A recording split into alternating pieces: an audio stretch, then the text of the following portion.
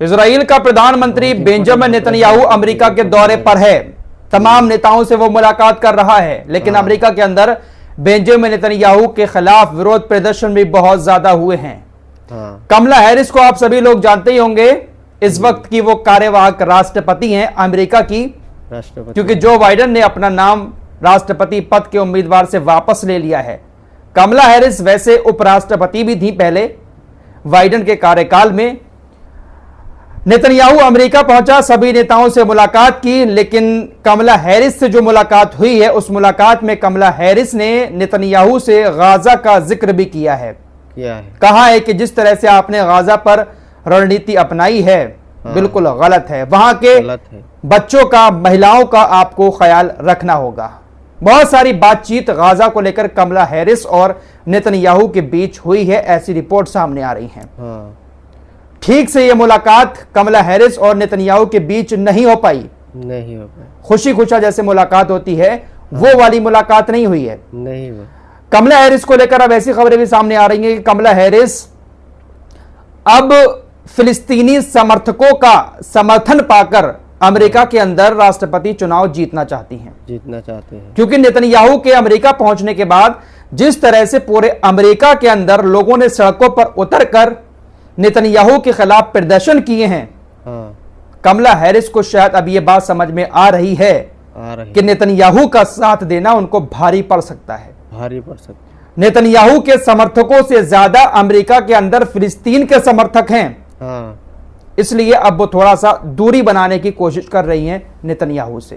फिलहाल नेतन्याहू को ऐसा लगता था कि मैं अमेरिका दौरे पर जाऊंगा तो वहां पर लोग मेरा स्वागत करेंगे, लेकिन लोगों ने वहां पर इसकी औकात दिखा दी। फिलहाल एक और बड़ी खबर आ रही है, इजरायली सेना की तरफ से अपने मरे हुए सैनिकों का ऑफिशियली आंकड़ा जारी किया गया है। वैसे तो हजारों सैनिक मारे जा चुके हैं, लेकिन आपको तो पता ही है कि इजराइल कभी सच तो बताता नहीं है। लेकिन ऑफिशियली इनका जो आंकड़ा है उसके मुताबिक जो इजरायली सैनिक गाजा के अंदर घुसे थे उनमें से 688 सैनिकों को हमास ने मार दिया।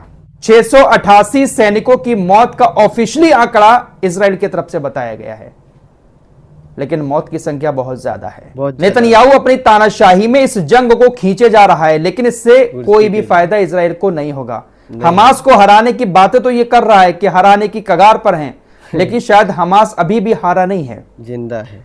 यह बात अच्छे से समझ में आ रही है इजराइल के रिटायर सैनिकों को। इजरायली सेना के रिटायर मेजर जनरल ने नेतन्याहू सरकार को एक और मैसेज दिया है। कहा है कि चलो 6 महीने के बाद मिलते हैं, देखते हैं कौन सही है, मैं या तुम। आपको लोगों को यह समझाना होगा कि आपने हमास को खत्म करने के भ्रम के कारण कैदियों को रिहा करना क्यों छोड़ दिया, जिसके कारण राज्य का पतन हुआ। जनता आपको माफ नहीं करेगी और आपके काम इतिहास की किताबों में दर्ज किए जाएंगे और हमेशा के लिए संरक्षित किए जाएंगे। यह बात कोई इजराइल की अपोजिशन पार्टी का लीडर नहीं कह रहा है, नहीं, बल्कि रिटायर सेना के जनरल मेजर इस तरह की बातें कह रहे हैं। और ये जो आपकी स्क्रीन पर दिखाई दे रहे हैं, ये बहुत दिन से नेतन्याहू से कह रहे हैं कि आप कुछ नहीं कर सकते हमास का, आने वाले कई सालों तक हमास यहां पर रहेगा। लेकिन नेतन्याहू कहता है नहीं, हम तो इसको खत्म करेंगे। दोस्तों, पिछले 2 महीने में ही कितने सारे सैनिकों की मौत की खबर को इजराइल ने खुद कंफर्म किया है। हमास कहता है कि इतने मरे, इजराइल थोड़ा सा आंकड़ा कम बताता है। एक और ये सैनिक कल मारा गया, इजरायली सेना की तरफ से ही इसकी मौत की घोषणा की गई है। D9 बुलडोजर ये चला रहा था, जिस पर कल खान यूनिस में अल यासीन नाम का एक गोला गिरा और बुलडोजर पर इसकी मौत हो गई। दोस्तों, वीडियो की शुरुआत में मैंने जो कमला हैरिस वाली बात बताई थी, ये यहां से और कंफर्म हो गई। कमला हैरिस और नेतन्याहू के बीच सीज फायर को लेकर भी चर्चाएं हुई हैं। ये जो नेता है ना, राष्ट्रीय सुरक्षा मंत्री बेन गवीर, इसने कमला हैरिस से कहा कोई सीज फायर नहीं होगा उम्मीदवार महोदया। इस तरह का एक पोस्ट इसने कमला हैरिस को लेकर किया। मजाक उड़ा रहा है कमला हैरिस की, क्योंकि कमला हैरिस थोड़ा सा अपना रुख बदलती हुई नजर आ रही हैं, जिस तरह का विरोध अमेरिका के अंदर हुआ। दोस्तों, चुनाव से जुड़ा कुछ ऐसा ही मामला वेनेजुएला के अंदर भी सामने आ रहा है। वेनेजुएला के अंदर भी अब लाखों लोग सड़कों पर उतरकर राष्ट्रपति मादुरो को वोट देने की बात कर रहे हैं। राष्ट्रपति मादुरो जो हैं वो फिलिस्तीन के पक्के समर्थक हैं। समर्थक और लाखों लोग अब सड़कों पर उतरकर उनको एक बार फिर से राष्ट्रपति बनाने की तैयारी कर रहे हैं। तो पूरी दुनिया के लोग जो है ना, वो सारे के सारे फिलिस्तीन के साथ हैं। हाँ। लेकिन देशों के जो लीडर वो इजराइल के साथ हैं।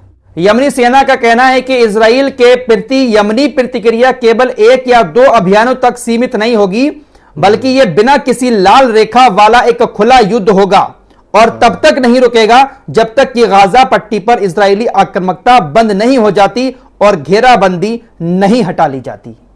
सही बात। यमनी रुकने वाले नहीं हैं। नहीं।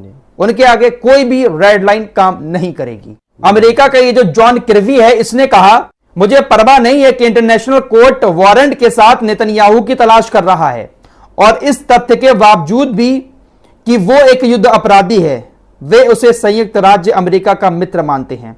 हम इंटरनेशनल क्रिमिनल कोर्ट से सहमत नहीं हैं।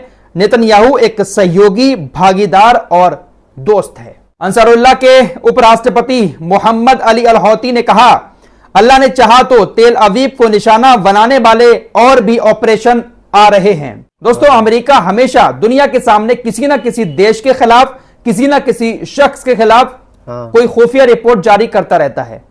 जरूर। नेतन्याहू जो अमेरिका के अंदर पहुंचा, वहां पर इतने सारे लोगों ने सड़क पर उतरकर विरोध प्रदर्शन किए। इसको लेकर अमेरिका की तरफ से एक रिपोर्ट आई है। अमेरिकी विदेश विभाग ने कहा है कि हमारे पास सबूत हैं कि ईरान अमेरिका में इजराइल के खिलाफ प्रदर्शनों को आर्थिक रूप से समर्थन दे रहा है। यानी ईरान जो है वो अमेरिका में रहने वाले लोगों को फंडिंग कर रहा है, इसीलिए वो लोग अमेरिका के अंदर इजराइल के खिलाफ प्रदर्शन कर रहे हैं। क्या बात है भाई, कहां से ये लोग खुफिया रिपोर्ट लेकर आते हैं। जैसे वो डोनाल्ड ट्रंप के ऊपर हमला हुआ, तब भी अमेरिका ने कहा कि हमारी खुफिया रिपोर्ट आई है कि डोनाल्ड ट्रंप को ईरान मारना चाहता है। इजराइल के विदेश मंत्री ने कहा है कि हम हूतीस के क्षेत्रों पर हमले करने के लिए पूरी तरह से तैयार हैं, लेकिन हम पसंद करते हैं कि उसका जो नेतृत्व है, उसकी लीडरशिप है, वो अमेरिका अपने नेतृत्व वाले गठबंधन के साथ करे।